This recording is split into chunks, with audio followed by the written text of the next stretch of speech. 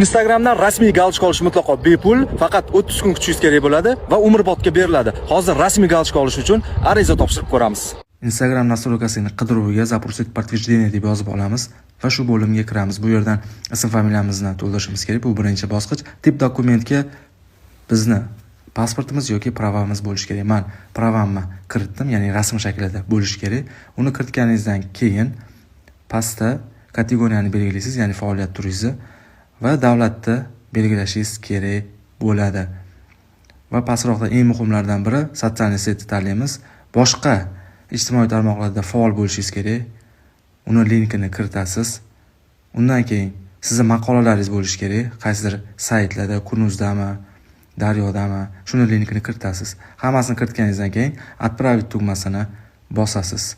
Sizda hammasi yaxshi bo'lsa, 30 kundan keyin sizga galchka beradi.